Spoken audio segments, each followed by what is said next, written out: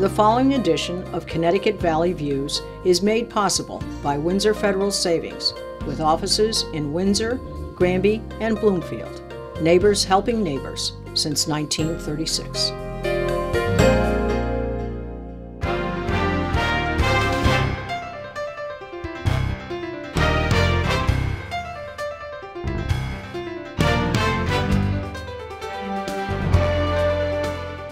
Hello, this is Susan Regan, your host for Connecticut Valley Views.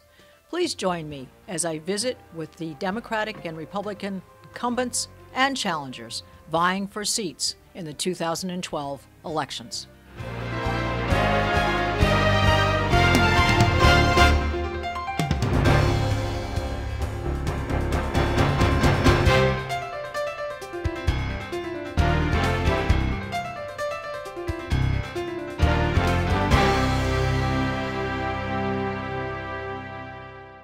We are here today with Senator John Kissel, Republican incumbent in the state Senate. It's a pleasure to be here with you, John. Ms. Regan, thank you so much for having me on. Good to see you again. How are things going? Things are going great. Fabulous. Oh, good, great. Well, you are obviously running again, and you must have your reasons. Well, I think it's very important, especially given the fact that the legislature, the executive branch are all controlled by one party, to have a voice for common sense. Certainly, my family understands how passionate I am about public service, and I've been lucky enough to represent the people in Granby in this neck of the woods for the last 10 years, and I just feel that I can bring an awful lot to the table. I know how government works. I'm the Chief Deputy Minority Leader in the Senate, and I'm not bashful about speaking my opinions. I think, and I've said this time and time again, if we could bring the common sense that I find in the local government of Granby, with great local leaders such as Mike Warco on the Board of Finance, Chairman of the Board of Finance, Cal Hemingway, Chairman of the Board of Education, John Adams, the First Selectman, Scott Cunley on the Board of Selectmen. This town, Granby, is run so well that if we could bring some of that common sense to Hartford, I would be so happy. And so I feel very passionate about running for re-election. I think that I can do an awful lot. And part of my job is to actually sort of stand up and say, no, you folks are going too far to the left. Let's get back to common sense. Well, I have noticed you do get out there with the people. There's no question about that, because I do see you, Senator, on the sidewalk. Senator on the sidewalk, in front of the Geislers here in Granby, in front of the Dunkin' Donuts in East Granby, in front of the Walgreens in Windsor Locks. Every single town I have been in front of some store, meeting and greeting my constituents, making it as easy as possible for them to contact me and share their concerns. And so I feel that accessibility is something that's very important.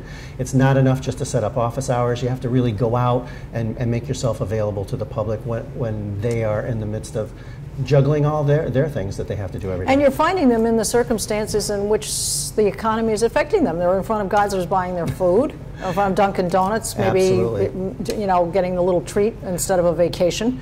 And the fact is that you've opened yourself to them where they can walk up to you and literally off the cuff ask you whatever question they want. And people love it. The response has been extremely positive. I'm not unaware of any other legislator that's actually out there as much as I have been recently doing that, and we've been flat out doing it for the last couple of years. Of course, my friend and colleague Bill Simanski does a fabulous job up here in Granby, so no critique on him.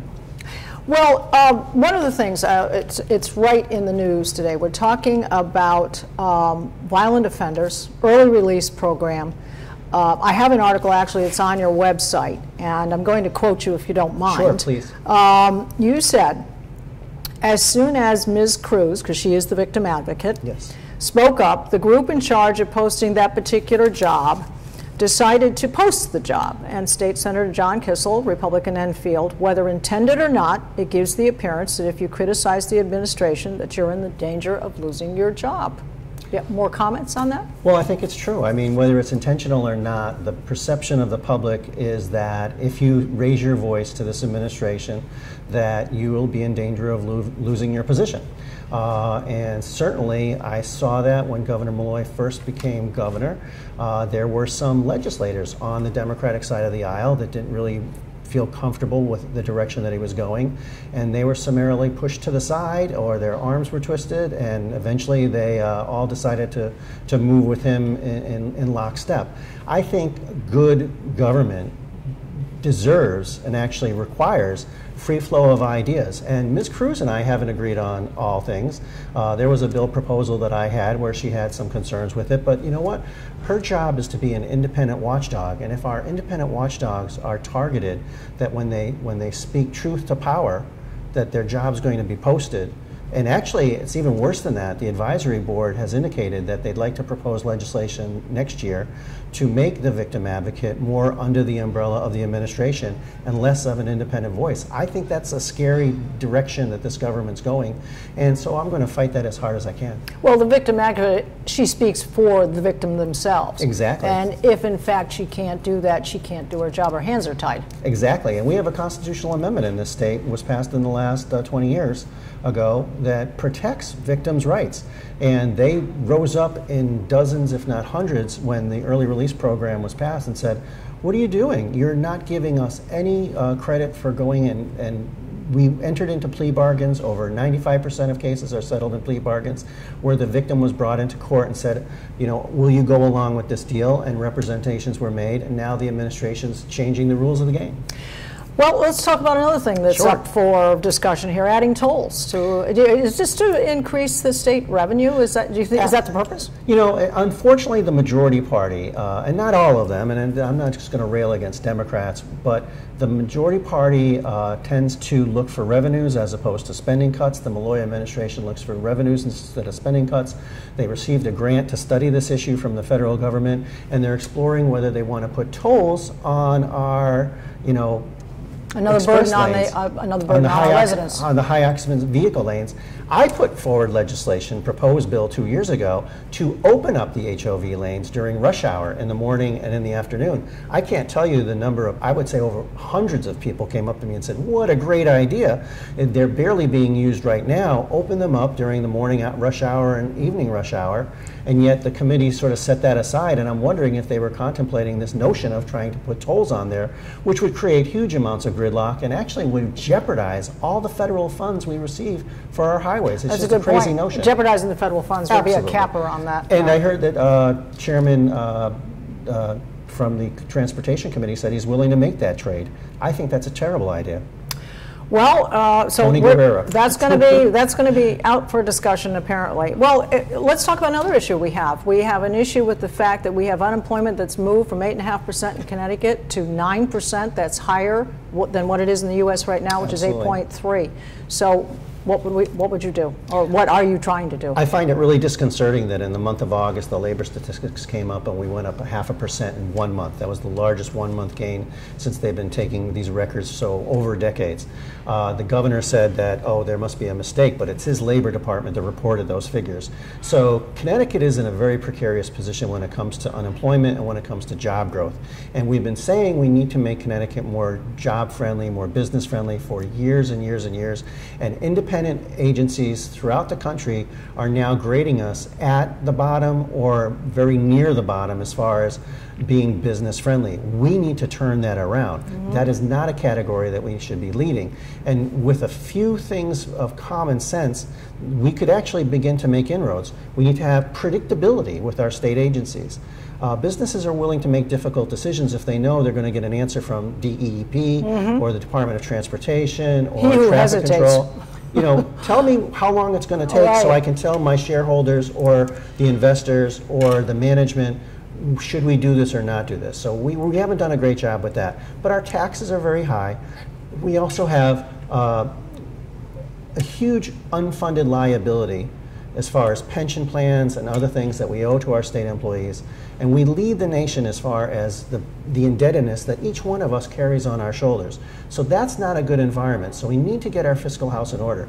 And one of the things that Governor Malloy was trumpeting was going to generally accepted accounting principles, but he's done very little to put that into place. So I have some concerns. Because that would give us a more transparent and realistic view of where we really are with the numbers. Absolutely. You know, if Moody's or Fitch's or these other bond rating agencies say, listen, we're looking all over the country in Connecticut, you're in danger of being downgraded or you're going to be downgraded, we have to take note of that. And that's not a Republican thing, that's not a Democratic thing.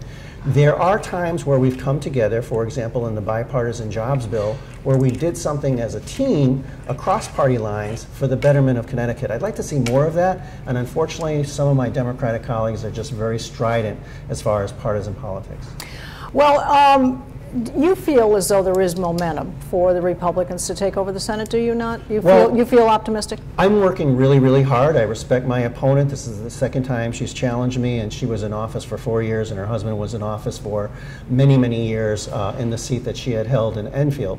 But I do, in going out there campaigning, going door to door, meeting and greeting people all over this district, I do get a sense that people are frustrated with the Democratic majority in Connecticut.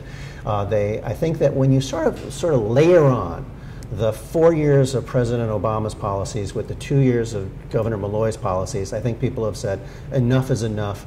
We need to shift the pendulum in another direction. I do want to give your Facebook site so people can follow your campaign, and it is www.facebook.com/Senator Kissel. So it's been a pleasure. Delighted to see you again. Went by way too fast. And good luck. Can I just say I'm asking each one who's watching right now for your vote in November, and I will work as hard as humanly possible to help everyone in Granby and North Central Connecticut. So I'm asking for your vote. Thank you very much. Well, we now have the pleasure of speaking with Karen Jarmoc, and she is Democratic candidate for the state Senate in the 7th District. It's a pleasure to be here with you. Thank you so much for having me. You're running again against the incumbent Senator John Kissel. How do you differentiate yourself? Oh gosh, I differentiate myself from John Kissel in a whole host of ways. I think, my candidacy represents a number of things, including change. I'm running against a 20-year career politician. I've been knocking doors all summer long into the fall, and I hear that, sort of sentiment of change, leadership. I'm known for the work that I do in education and being a leader in that area, chairing the board of the Esnuntuck Community College Foundation. I sit on the Airport Authority Board. I'm a board member of the Manufacturing Advisory Board for Esnuntuck as well, where we're growing jobs in manufacturing. So I think it's the change, initiative, and leadership that I offer, and that's different from John Kissel. Well, your time that you're spending on all these other areas, you're going to bring those experiences to this job should you get the post. Oh, absolutely. Just when we're talking about, Connecticut has had these past 20 years, has had the slowest job growth, I think, in the nation. And so, my experience in Esnuntuck, where we're, helping kids get through college, get good jobs, or whether it's on the Airport Authority Board, where we just actually approved New Fern, the first company to take advantage of the Bradley Development Zone, they're bringing 53 jobs to East Granby. That's the kind of stuff we have to do, and that's the type of work that I'm involved in, and actually that I'm leading on. Well, you're talking about jobs, and currently we have an 8.5% unemployment rate in Connecticut. And that's up from 8.1 that it was back in June. It's discouraging. Whereas the United States itself went from 8.2 to 8.3, but we're worse than that. So what other things do you see that we can do to encourage jobs in Connecticut? Well, I think we can do many things. In addition to what I was just talking about, and making sure that school is affordable for students so they can get a good education, so they can get good jobs. Making sure that those students are graduating with the right education and skill set, that they're matching up with employers. I've sat on the board of the Chamber of Commerce for a number of years. Quite honestly, one other piece I think that we didn't talk about quite yet is the state budget. I think businesses need to feel that there's stability in our state, and there's stability in the budget where they can invest in their business and grow jobs. Well, we do have a deficit right now, $144 million deficit. Connecticut does. And do you see that as being raising taxes to make up the deficit? Or no, I think there's still opportunity to cut spending.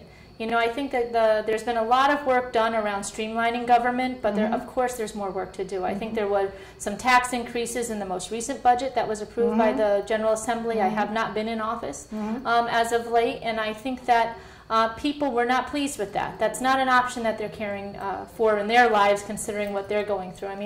We were just talking about the door knocking that I've been doing. Yes. I think every week I talk to someone at least once or twice a week who's just recently lost their job. And so people are not in a position to afford any new taxes. Quite honestly, are they ever in a position to be affording new taxes? We have to run our government in a lean way, very deliberately and thoughtfully, and still continue to provide the base of service to our residents. How do you see, if we're going to improve the opportunities for people to go to school, now are you saying that they need to lower the tuition rates, or the state needs to help them, Or because if we're going to cut spending, then we can't be giving, well, let's call them entitlements for what it might be called. How do you see doing that? Where do you see we can cut? That's a great question. What I'm talking about is, for instance, I chair the board of the Nantucket Community College Foundation, have done that for about 7 years now. We are scholarshiping literally hundreds of students, helping them to graduate. We're raising money from individuals and privately and just putting our blood, sweat, and tears into helping make college affordable. And that's how I go about that. So the state schools are actually funding themselves and fundraising for themselves. Some of them are with the work that takes a village. We're community members. We care about these kids in our community. We want them to graduate with a good education and the proper skill set to get a good job.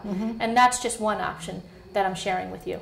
I do know that at the University of Connecticut, they are looking at that too, that they're looking to make sure that there is a dovetailing of giving people the right classes to set them on the right career paths to match up to the jobs that are available in Connecticut. And keep more young people here, because a lot of people leave the state. They're leaving our state, and that's such a key component that you're talking about, is matching up the skill set and the education with business. You know, I attend many of the events of the Metro Hartford Alliance. Again, I used to sit on the North Central Chamber Board. I was so pleased to be the keynote speaker for the East Granby Chamber of Commerce in February in my role on the Connecticut Airport Authority. I think it's just making sure that our educators are matching up the skill set and the education necessary so that we have a very ready workforce. Ready to go. And support industry. And I think, because we do have a lot of industry jobs and opportunities here for people, and if we can prove to them that there is a reason for staying in the state, that will help that will benefit the state. The overall economy. In general. I'll just, if I may, just share one other example with you. You know, again, I sit on the Manufacturing Advisory Board for Nantucket. What does that mean? Nantucket has a manufacturing technology program, which is actually a model throughout the state. We meet quarterly with the manufacturer leaders throughout this whole region, in East Granby as well.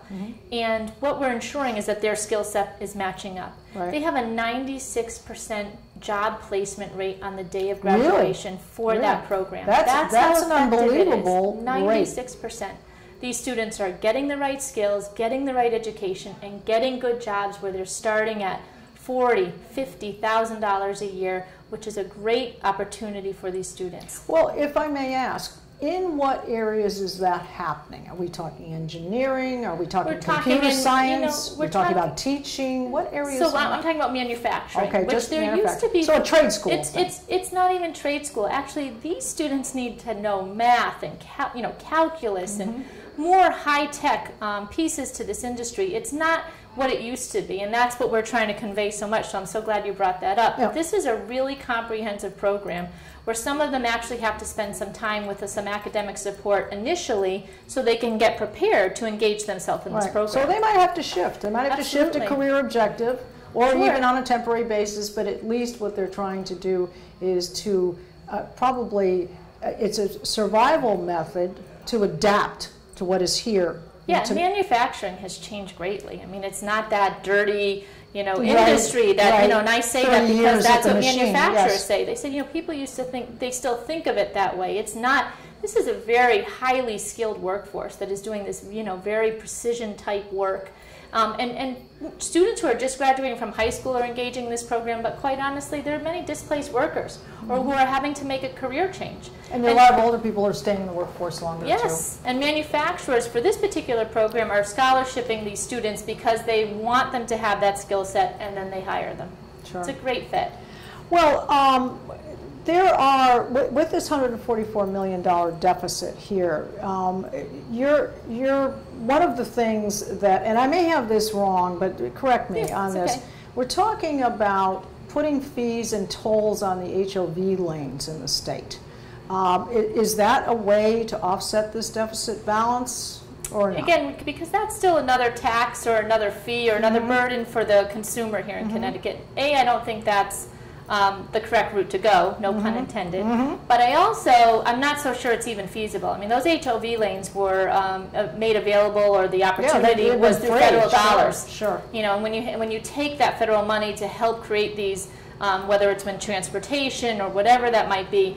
There's stipulations around those, and so I'm not so sure it's an option, but even if it was, I don't think it's the good way to go, period. Yes. I think that in general people feel the same way. Sure. Well, I have to tell you, Karen, it's been a pleasure having this, albeit a brief interview, but hopefully some highlights of your anticipation going forward with your campaign. And we'd like you to give your website. The website is www.votekarenjarmoc.org. So if you'd like to follow Karen, you can certainly do that on her website and all of your initiatives going forward. Thank you so much. It was a pleasure, Karen. Thank you so much. My pleasure to talk with you. Thank you. Yep. It's a pleasure to be here this evening. Thank you. It's a pleasure to be here. Well, I'm going to ask you a pretty obvious question. Why are you running again, and why do you want to run again? Well, I'm running again because I love being a state rep. I've really enjoyed the whole experience, getting to represent the district. I've learned a lot of things about the 3 towns that I represent, as well as the rest of the state, and I really enjoy it. I really enjoy the contact with all the people that have called me or emailed me, the people that I've met. I've enjoyed the whole learning experience. There's a lot to learn about the state. When I live in Suffield. Suffield and East Granby are very similar communities. They're rural, beautiful communities. And the whole state isn't like that. And so I've learned more about the whole state of Connecticut, and I just really enjoy it. It's really, I feel like I'm part of something bigger, and I like that. Do you find that people, I'm sure you have an open door policy, and people, do you find people speaking openly to you, complimenting you, and at the same time challenging you about things that are going on? Absolutely. People talk to me all the time about different issues, what they think, and I learn from people. I have to be honest. I've changed my opinions on a few things because of things that I've learned from others. One of the other things I've also learned is that very often people refer to one extreme example of something, and it's not the whole picture. And it's their personal experience. Or something they've heard. Yes, third hand. Correct. Okay. And often those third-hand stories become sort of urban myths, and they're not really reality. And that's been a learning experience for me, because I have to be honest that I probably believed a lot of those urban myths in the past. It's kind of hearsay, and until you investigate it further, you don't really know the details. But that, in a way, the fact that people are willing to talk to you and bring things up gives you the opportunity to solve problems. Oh, absolutely. And one of the biggest things you do as a freshman is constituent services. And there have been a number of people who have contacted me, either at my office at the Capitol, or called me at home, or sent me an email, that I've been able to help in some way. And in a sense, it's too bad that people have to contact their state rep. Yes. But good for them that they know enough to. And sometimes they just need to be helped with the right direction. Maybe they're going down the wrong road with who they're dealing with, and they just need a little assistance with that. But that's really been very rewarding. Yeah, it is rewarding, and I think also the relationship with the people, that relationship fosters more openness between you and them. The communication lines are there. Right. And that's very important, because otherwise, if people feel as though you're not listening to them, then they won't come to you with the problems. I listen to everybody. There's only one time I had a gentleman call me. This was during a very controversial issue. I don't remember which one it was, but he called me up, and I didn't agree with him. And I listened to his point of view, and I said, I'm sorry, I just don't agree with you. And he got really upset with me on the telephone, and told me that his calling me, because he made the phone call, that I should listen to his point of view. And I understand that, and I'm happy to listen to it, but I didn't agree. And many others had called me on the same issue, and so just because someone calls doesn't mean that's the way I'm going to go. Right. But I do learn from almost everybody that gives me a phone one call. out of many is not bad. No, that is the only time I can tell you that I've had that experience. Yes. I've had other people call me, and perhaps we didn't agree, but by the end of the conversation, we you know, he respected you net it my, out to everybody walks away equally unhappy. I wouldn't say that, but I mean, I at least listen to. Yes. You know, yes. I think that's really well, important. you have an open ear. Yeah. Well, what do you consider some of the primary issues for your 61st district that you feel that dovetail into what Connecticut needs to achieve as well? Well, I think one of the biggest issues in this district is maintaining the way of life that we have out here.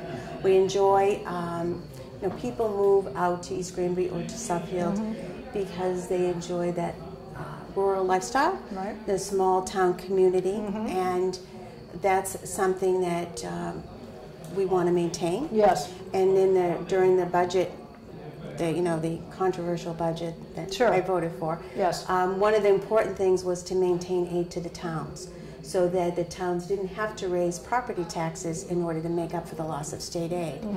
And that was actually a pretty difficult battle. But I know the importance of, the towns need to rely on what they're getting from the state, which is money that the taxpayers already paid in. Often unfunded mandates. Yeah. Now, I'm not talking so much about unfunded mandates as I am talking about town aid to roads, town aid to schools. In order to be able to do those things, the town needs to rely on state funding. So it was in other states that you've read about that have passed budgets and lowered the deficits. Yes. Did so by many of them by cutting municipal aid. In Connecticut, we didn't do that, and I thought that was a good thing. And I think it's important to these communities out here, my community, that we are able to maintain the quality of services in the town. Right. That's one of the things. Well, this leads us to the economy. And the economy right now is, how do you see we're going to improve our ranking? Because currently out of 50 states, with California being the worst for businesses, Texas being the best for businesses and jobs, we rank 7th from the bottom. How do we see improving that for Connecticut? Well, I think we're doing a lot of things to improve that. I think, as controversial as it is, the governor's program to give tax incentives to companies that are willing to create jobs, encouraging companies to stay here or to grow here is important. And I'd like to think that we didn't have to do that, but that's the way the country is now. And other states are competing to try to hold on to these companies. I don't agree with every one of them that has happened, but in general, I'm agree with the philosophy that we have to keep. We've also done, Secretary of State's office has done a lot to streamline the regulations with the Small Business Express program is just one thing, but the new online portal to make it easier for companies, small companies to register. We've cut the business entity tax in half. I think that I think a lot of the small entrepreneurial businesses are very happy with that. Yeah, yes. I'm glad to hear that. But I mean, I think that we're doing things, going down the right road on that, and I think that will continue. The other thing too is, I think Connecticut is a great place to live. All right, it's I can't think of the word, but it's a beautiful state. And we're sandwiched. Quality of life is good here. It's terrific. I believe it's terrific. That's been my experience. I didn't grow up here in Connecticut, but we're in between Boston and New York, which are two great metropolitan cities. And we're being sandwiched in between that. We have a different. We don't have those attractions to keep young people here. But we have the halo of both cities. We do, we do. And in some ways, Connecticut has almost been a victim of its own success. Yes. Being such a nice place to live, the cost of living and buying homes here is always been high. It's not as high now, but I moved here from Pennsylvania in the mid-'80s. Where I bought half the house for twice the money, and I was happy to. I loved it here, but we reached a point where the cost of housing and everything associated became so high that it wasn't. It's sort of like a circle, and I hope that we're able to get more young people to stay. So those are parts of your initiatives. Well, there are so many subjects I'd like to talk to you about, but one of the things we want to do before we complete is we want to give your website Because okay. people can follow all of the things that you're doing, all the initiatives you're interested in, and all the things that you want to maintain going forward for all the good work that you've done. Okay. So I'm going to give that www.ElaineO'Brien, no little thing in the middle, 2012.com. Do I have it right? Yeah, and it's O-B-R-I-E-N. There we go, O-B-R-I-E-N. Okay. All right, well, I want to thank you so much for giving us the time. Have a wonderful, terrific rest of the evening, visiting with your constituents. Thank you for taking the time to do this tonight. We were delighted to do so. was Connecticut Valley View is delighted to be here. Okay, And we thank appreciate you giving us that time. Thank you. Thank you. Well, we're going to be speaking today with Tami Zawitowski. She is a candidate for a representative in the 61st District, and that includes East Granby, Suffield, and Windsor. Do I have that right? Yes, you do. Well, it's a pleasure to be here, Tami, and have a chance to talk with you. Well, thank you for the opportunity. I really appreciate it. Your campaign objectives going forward and your platform you've been running on, and actually, why are you running? I'm running because I really think I can make a difference. My objective is to try to bring some common sense back to Hartford. I'm a small business owner. I've been a business owner for the past 16 years. I buy and sell used and rare books, and that's one of the things that's led me to run. Because I sell books internationally, I sell to libraries, collectors, but most of my merchandise I buy locally, usually from mostly north central Connecticut. And over the years, people sell books for different reasons. In the past few years, it's gotten more difficult for people. They're selling their books because, and other things, because they're moving out of state, because their kids can't find jobs here. They're moving out of state because they can't afford to live here anymore.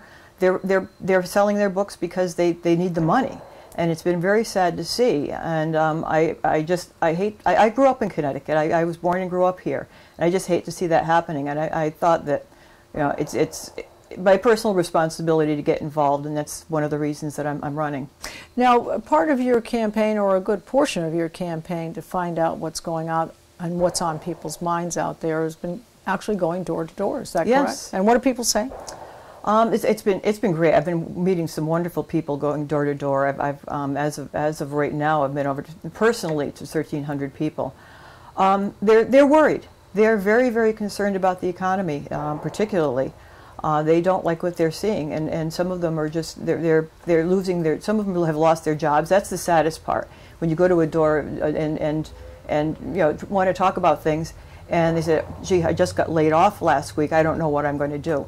And the trickle-down effect goes because if their sons or daughters don't have jobs, and the whole family is in dire need of assistance. That's it. And people are having problems affording, gas, food, anything else. They are very concerned. Even gas to go and have an interview for a job. Yes, yes. So the major issue does seem to be jobs, and the economy. And the economy. Those are the two forefronts, which are pretty much what is happening on a national basis. Mm-hmm. So your determination to run then is that you feel that you have the background, the experience, and the passion to get out there and to change things. Yes, something really needs to be done. There has to be some change in Hartford. We have single party rule in Hartford. We have between the Democrats have both houses and also the governorship, and it just hasn't done us any good. We need some different viewpoints in Hartford. Mm-hmm. Well, what do you consider primary issues that need to be addressed for the 61st District, and how do you see that dovetailing into Connecticut's? What do you see specifically for your towns? Well, the 61st District is great because we've got some advantages that some other towns don't have. We have excellent access to transportation infrastructure. We've got Bradley Airport, we've got the I-91 corridor. We've also got a lot of agricultural land, including a lot of open space, which is really great for quality of life issues. Even recreational, we've got the Farmington River, we've got a lot of other things going for us. And I think that if we can get the state back on its feet, that this district will be among the first to really start prospering. We do have little spots that are of economic viability. We've got a lot of high-tech companies. We've got a lot of aerospace companies surrounding the airport, which have been a real bright spot for us. But we need to get that expanded. We need to be able to get our regular small business is going. So you see some tangible, tangible things that you can hang your hat on, but it needs to get that pace moving. Yeah. And a lot of the small businesses, what the problem is a lot of, if it's the regulatory climate, is in addition to the taxation. The businesses are getting hurt by taxes, and some of the red tape, some of the different things that businesses have to go through these days just to stay around is very onerous. Well, jobs, obviously, as you've said, are critical to the health of the economy. How do you see Connecticut improving its business ranking? It's now currently 43rd position, 7th from the bottom, with California being the worst, Texas being number 1. How do you see Connecticut is going to be in a better position itself? Well, to add insult to injury, in addition to what you just told me, we just got ranked dead last by the worst run state by Barron's. I mean, this is not good. It does not give business the confidence to try to locate here or to stay here. What I would do is, rather than giving money, large chunks of money away to corporations, like in the first 5, I would concentrate more on trying to lower the tax and regulatory burdens on businesses, and so that all the businesses can benefit, and to lower the tax burden on the business customers. The first 5 program, I can kind of understand what they're getting at, but the cost per job is extremely high when you look at the millions of dollars that they're picking and choosing the companies as well. It's just it really needs to be spread out to all businesses and encourage actually the smaller businesses that are established here, and that perhaps some other businesses that might come from adjoining states too may move to Connecticut, easy move from Massachusetts to Connecticut if the opportunity was better. Oh, absolutely. Now, what about the HOV lane? Theoretically, they're looking at putting tolls, fees, whatever you want to call them, on the HOV lane. Do you see that as a plug for the $144 million deficit we have in the current budget? Is that? It sounds more like a budget gimmick to me. I think that they're trying to find anything to raise revenue and not maybe thinking it through. The state doesn't have a revenue problem. The state has a spending problem. We really need to cut the spending. And instead of trying to deal with little projects like trying to get the tolls on the HOV lanes, I mean, we don't know how much it's going to cost to be able to collect those tolls either. Well, with less people traveling because of the gas issue, it may not be that much. Yeah, I mean, we don't need to spend money on projects like that. And like, for example, the busway, the new Hartford New Britain busway. I mean, that and there's no proven demand for a lot of these things. And granted, it's nice to have ideas, but they really need to have some basis in reality. Well, what would you see if you were to actually win this election? What would you see would be the key initiatives that you would start out with? Number 1, I would try to get the state spending down, try to get the waste out of the budget. Would want to try to reduce taxes as much as possible. I would want to eliminate the business entity tax. I know that it was cut in half, but why have it at all? I would like to deal with unfunded mandates that increase our town's budgets and in turn increase our property taxes. I would like to deal with maybe reform of binding arbitration, which is also a major disadvantage to our towns. Those would be 4 big areas. Well, what I'd like to do is to give your website so that the viewers out there can follow you in your campaign going forward, and it is www.Tami, that's T-A-M-I-Z, for the 61st.com. Well, I want to thank you very much for your time, Tami, and wish you a lot of luck in your campaign. Thank you very much. Okay. We are here this afternoon with Bill Simanski. He's the Republican incumbent representative in the 62nd District, and that includes the towns of Granby, East Granby, Barkhamsted, and New Hartford. What a pleasure to be here with you today. Thank you. I'm pleased to be here. Campaign objectives. You're running again, and your reasons. Well, when I first ran for office, my objective was to bring some common sense to the state legislature. And now 2 years later, I'm running for re-election for the same purpose. And by that, I mean that people don't understand, and they ask the question, why can't we run the state the way we are responsible for our own budgets? And the answer is, you can. Because when I was first selectman, the same question came up. Why can't you run the town the same way that we are responsible for our own budgets? And we proved that you can. I mean, you can have a responsible budget with responsible spending, and it gets approved by the town. Let me just say, Granby's been noted for its budget. It's actually a template for other towns. Right. Okay. And we can do the same thing in the state. Well, I've heard the arguments, you can't cut off services, you can't. Well, yes, you can. You don't cut off services, one fell swoop, but you look at what you have in revenue, and then you control your spending accordingly. So that's the same thing that I want to do for re-election. Obviously, my first term was a steep learning curve to learn how to become an effective legislator. Now that I've been through 2 sessions of the General Assembly, the various committee meetings, I can now be more effective at representing the people because I know when to speak up, when you can make a difference, what battles to pick, basically. So that you win the battles and not lose the war. Right. Well, you've spent some time out speaking to people, house to house, home to home. I have. What are the things that are bothering people the most? I would take a chance at saying what they are, but I'd like to hear what they've said. Well, they're really concerned about the economy here in the state of Connecticut for 2 reasons. Number one, they were really saddled with a tremendous tax increase, the biggest increase in the state of history of Connecticut.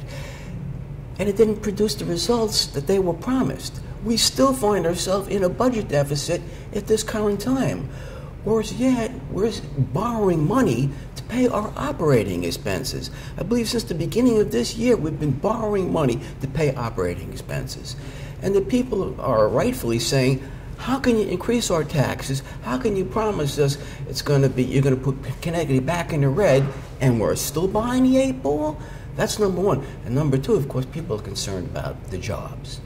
Many people I've spoken to have lost their jobs, or if they personally haven't, they know somebody who has lost their job. And they want to know if there's a possibility to make a change in Connecticut. Well, we do have this budget deficit, as you mentioned, it's $144 million, and we, in fact, Connecticut is 7th from the bottom when it comes to worst states to do business. Right. California is the worst at 50th. Texas is number 1 at the best. You have mentioned a couple of things that we need to do. We need to get our house in order. But is there something you can do very quickly to make up the deficit of these shortfalls? Do you see an area where we can cut without harming? Oh, yeah.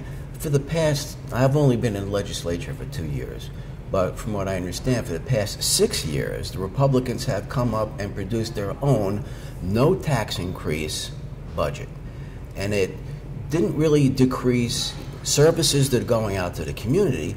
What it did, look for economies within government, combining offices within government, combining state agencies, putting a hiring freeze on, and looking for economies that way. It can be done. We've proposed that budget for the past 6 years, and of course, it gets shot down by the majority party. Well, hand in hand with the economy is the fact that, as you said, jobs and unemployment, and the state and the economy are being affected by a couple of other things. The ripple-down effect is the young people are leaving because there are no jobs, and the elderly are leaving, or the retired are leaving because they can't afford to stay here. So there is a kind of a chasing the tail here, and there's an issue. You feel if we can get our house in order financially, look at areas that can be carved down without harming anything, right. But basically not extend ourselves any further. Right. So for the people who are leaving because they can't get employment here or they can't afford to retire here, number one, we have to get our house in order, which means controlling our spending, period, end. That's what it amounts to, controlling our spending and controlling our borrowing. Buck stops here. We don't borrow anymore, and we don't spend any more than we bring in. Because borrowing incurs interest. Right. So that's step number one. Step number two, we have to create the perception amongst the people in the United States and, frankly, worldwide, that Connecticut is, in fact, business-friendly. Despite what the governor said about Connecticut is open for business, we then passed some legislation that clearly says to the business community, we don't like you. Well, in order to plug this hole, does it seem to you as though this potential charge or fees or tolls or whatever we want to call them for the HOV lanes, does that seem to be a plug to the deficit? I mean, is that the way you view it? Oh, absolutely not. Connecticut does not have a revenue problem, period, end. Connecticut's got a spending problem. We are, quite frankly, addicted to spending. And until we can control that, we're now going to get our house in order. So putting tolls on an HOV lane is ludicrous. It's a way to bring in more money. It feeds our addiction. We don't need any more. So it's more money out of everybody's pocket. Yes. On a daily basis. Well, you've had pieces of legislation that I think some things the Republicans have done what they can to keep things moving, to create a bipartisan feeling throughout the House so that you can get things done rather than stagnate and stay on the same old track. Right. So your reasons then for running again is to keep this momentum going, to hopefully have Republicans perhaps take over the Senate, the House, wherever they feel that they can have a good voice. So I very much appreciate your comments, Bill. It's been a pleasure to visit with you this afternoon. It's brief, but we've covered it, and I'd like to give your website, if I may. Yes. It's www.simanskiforstaterep.com. Now going to be interviewing Evan Dantos. He is the Democratic candidate for representative in the 62nd District, and that includes the towns of Granby, East Granby, Barkhamsted, and New Hartford. What a pleasure to be here with you and have a chat with you, Evan. Oh, the pleasure's all mine, Susan. Now let's talk about your campaign objectives. There's obviously a reason why you've decided to run, and we're anxious to find out those reasons. Well, I'm running on a nonpartisan agenda. I think the government needs people with common sense. I'm not saying that those that are in government don't have it. It's just we need more. Fresh ideas? Yes. Fresh ideas. New way of looking at things. Right. And Democrat or Republican, we need bipartisanship. We need to work together and compromise. I would rather have all of the people be mildly happy than half ecstatic and half angry. We need more compromise, I feel. Common sense. Yeah. Well, you're a young man, obviously. Tell us a little bit about your background, where you went to college, where you are now, and how you decided to get into politics. Well, I went to UConn, and before that, Granby Public High School and all the Granby Public School systems. And I started out as a mechanical engineer, actually, and in the Air Force. So what made you shift? I actually, honestly, I went because it was a career change, yes, a career move. Yes. That you thought that was the right time. I went because my dad made engineering look cool, and he did. It really is. So you tried to follow in his footsteps. Yeah, I thought it would be as exciting as his job is, and not quite. And then I realized politics is more my speed. I love it.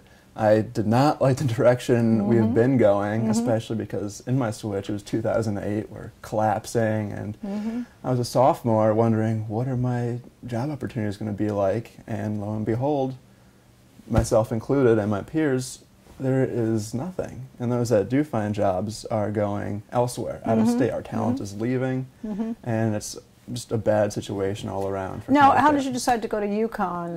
You were interested in sports, or there was some other reason why you went there? Or? No, actually I went to two orientations, St. Joe's University in Philadelphia and UConn. But I just loved the state, and I wanted to stay close to home. And it's a great school, and I made a great choice, I feel like. And you were there on scholarship? Yes, I was. I had the ROTC scholarship. You're way too modest. You're not even mentioning it. Well, thank you. Unfortunately, that didn't last too long. I had to withdraw from his first semester after a knee injury. And because I left school, I couldn't continue with the ROTC. And the next semester, I came back, and this time I was a political science major. Yes. All right. So you're following up. This is your career path then. It is, and I couldn't be more excited about it. I love it. Good. All right. Well, two key challenges for Connecticut. Our state. Our state is in trouble financially. We've got a $144 million deficit. We are actually 7th from the bottom out of 50 states in as far as business ranking goes, and trying to get new businesses in here. California being the worst. Texas is #1. What do you see, what can we do, would you think would be the right things in order to get us to move up and be more attractive? Right now, even before we can concern ourselves with the economy and business growth, we need to just get control of this deficit. We need to be in the black before we can responsibly afford to invest in businesses, invest in healthcare plans, and other social programs. We need to be get our act responsible together. spenders. Yes. Like I'll give an anecdote. When I was in college, I was on a fixed income. I was supporting myself, my apartment, on an IT consultant's part-time salary. And I couldn't afford chicken dinners after a certain point. I went down you to ate what you could afford to eat? Yeah, I was eating beans and sloppy joes for months. And I didn't ask my parents for more money. I didn't take out more loans. And because of that, I graduated with some, but not as many loans, not nearly as many loans as other people. So you my age. majored in poli-sci and minored in finance. You could say that. All right. We need that kind of attitude in government. So you need, you need to keep things together and organize what you've got without extending yourself any further. Yes, you don't ask for more money. You make do with what you have. All right, we currently have something that's being looked at. HOV lanes, they're going to add tolls. Do you see this as a plug to help with this deficit? Is that what you think this is for? Or how would you handle that situation? Well, I'll say I am for tolls to a certain extent. It's more money can't hurt, certainly, but it's not nearly enough to cause a Is noticeable it fair to the difference. Connecticut residents? It depends. No, if our taxes stay the same, no, it's not fair. You're just charging them more So and who's more. going to pay the It's another tolls then? tax. If we have tolls, it should be out-of-state residents who charge us to use their roads and then come and use ours for free. There should be a way, whether it's with a tax write-off or a certain, playing with the numbers a little bit. So you're saying that if the Connecticut residents have to pay, then they might get a tax write-off? That would be a proposal of yours? Right. That could be some way to handle it. Fair I enough. would just I would not support these toll booths if we don't get a benefit from them. I wouldn't like to be charged. I couldn't afford, when I was an intern, trying to make myself more attractive economically to And we job need to seekers. retain younger people Yes. here in the state. I couldn't afford to get to my internship if we had tolls, because as I said, I was living on beans. All right. As- We're losing the older population because they can't afford to stay here. And we Yeah. lose the younger population because they seek jobs elsewhere. All right, with all these issues that are facing the state, you do seem to have a bipartisan attitude. And what would you see as the right way going forward? What legislation would you like to see to get a more bipartisan working together attitude? I think we need, like I said earlier, common sense legislation. We need to focus on one thing at a time, sorted by priority. We can't do anything responsibly unless we fix our deficit. That's priority one. We're not going to have any people to affect change or to vote for us politicians if they're all leaving the state. So then we need to fix the economy, priority two. And then we can concentrate on the healthcare system and protecting the well-being of our people, and then other social programs. So you do feel Obamacare is the right way to go, but we need to address the issues of the cost involved in that. Yes. I think the government is responsible for the safety of their people. You can argue maybe that's just for foreign aggressors. Or I think it expands to health. We need to be protected by health, and that's the government's responsibility to care for the people that make government happen. Well, it's been short, but it's been very informative to hear what you've had to say, and we very much appreciate the time you've given us, and I thank you very much. Thank you it's for a pleasure. A pleasure. All mine. In order that you can follow Evan on his campaign trail, catch him on Facebook.com/Evan Socrates Dantos.